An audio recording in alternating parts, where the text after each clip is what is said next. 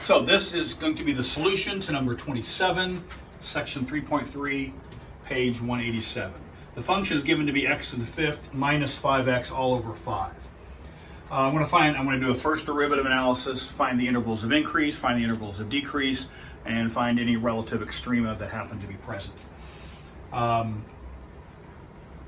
What we have here is, it might look like, when we're going to find the first derivative, it might look like we need to use the quotient rule, and you certainly may use the quotient rule. What I want to do is streamline the process. First, I'm going to rewrite this first. Because what I want to do is split the numerator. And so x to the fifth over 5 minus 5x over 5. I'm going to split the numerator into the two fractions this would have come from. I have x to the fifth over 5 minus 5x over 5. Now, if you, I actually, when I first worked this out, I actually did the quotient rule.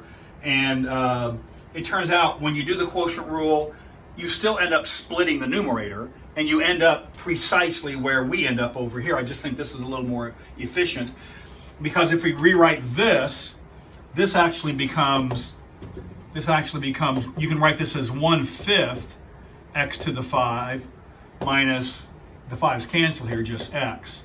And so now, this implies the derivative. This is straightforward. 5 times 1/5 cancels. And so 5 times 1/5 is just 1. We have x, reduce this by 1 is x to the 4th. The derivative of x is 1. And so that's the derivative of this function. If you do the quotient rule, you get to exactly the same point with just a little bit more work. So by hook or by crook, that's the derivative of the function.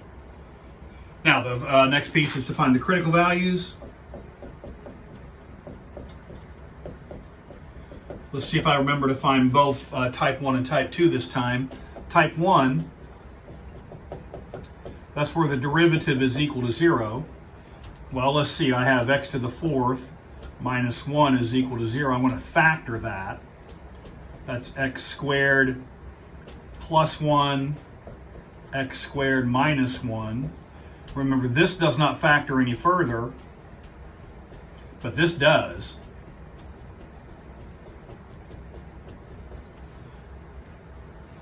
Now, if I set each of these to 0, remember that if I take x squared plus 1 and set it equal to 0, I get no solution.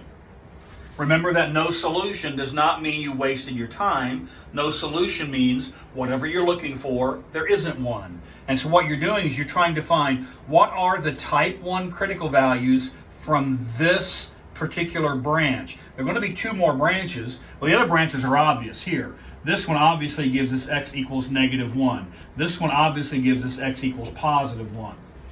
Obvious if you know it. But this, if I take x to the second is equal to -1, and then try to take the square root of both sides, I get x is equal to plus or minus square root of -1. That's a complex number. Remember, we're doing real valued calculus, so for our purposes, there's no solution.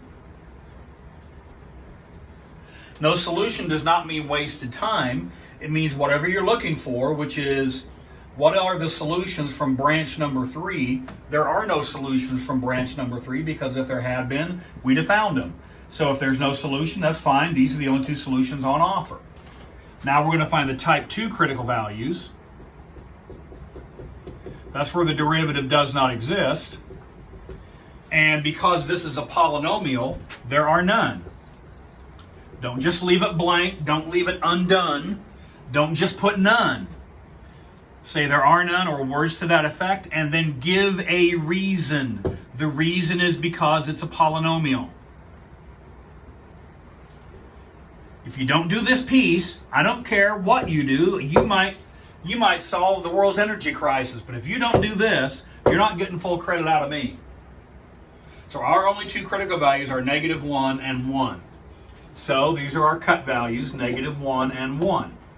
And now we need to once again choose representatives from each of the three regions.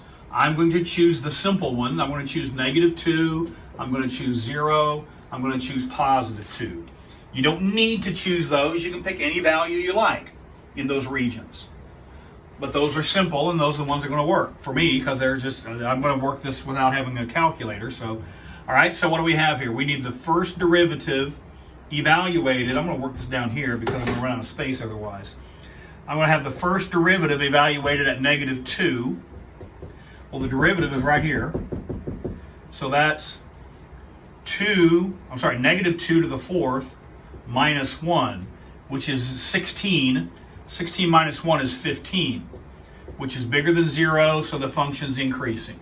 All we care about is increasing, decreasing, not the specific number. Here's the thing. Suppose instead of -2, suppose you had chosen -3. Then you would have used -3 here. You would have had -3 to the 4th. -3 to the 4th is 81. 81 minus 1 is 80. You say, see, that's a different number. Well, if this is 80, 80 is still bigger than 0, and bigger than 0 still means increasing. The specific number is irrelevant. All we need to know is whether it is greater than 0 or less than 0. And any number you choose in this region will cause this expression to be greater than 0. If one of them causes it to be greater than 0, then all of them will do the same. If one of them causes it to be less than 0, then all of them will do the same. So here we go. I'm going to go f prime now at 0. Well, that should be obvious. 0 minus 1 is -1, which is less than 0, so the function's decreasing. And then finally we have f prime at +2. Since this is an even function, it's the same number we found a while ago. That's going to be 15 again. And that is once again bigger than 0, which is increasing. So we have that part of our solution. We have f is increasing on -infinity to -1 and on 1 to infinity. We have f is decreasing on -1 to 1. So those are our intervals of increase and decrease. Potentially we have a relative max, potentially we have a relative minimum, because this is changing from increase to decrease. This could be a relative max. Changing from decrease to increase, this could be a relative min. We must check. If the function is undefined at -1, then there simply is nothing at -1. There is no point on the graph. But we do need to check to make sure the function actually is defined. And if it is, we're going to define the actual values, because we need to list our answer as a set of coordinates. And so we need f. Once we've found the increase and decrease, the first derivative is finished. Thanks for coming out. All we need now is to evaluate the original function at these two critical values.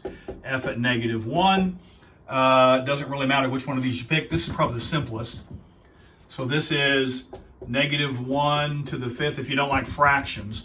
-1 to the 5th minus 5 times -1 all over 5, which is, oh golly, that's probably going to be a number. That's -1. That's going to be plus 5 over 5. I believe that's 4/5. And then f of +1 is, well, so that tells us where our relative maximum is. So we can list that as we go here. Relative max at, what's my number? At -1, comma, 4/5. And then we have f of 1, same song, next stanza. This is +1 to the 5th minus 5 times +1 over 5. So this is 1 minus 5 over 5. That looks like -4/5. So we have a relative, that tells us the relative minimum. There actually is a value here. If this had been undefined, that means nothing is happening here, and you say nothing. So, but there is a value here. It is relative minimum at, and this is at 1 comma -4/5. So that's problem 27 all worked out.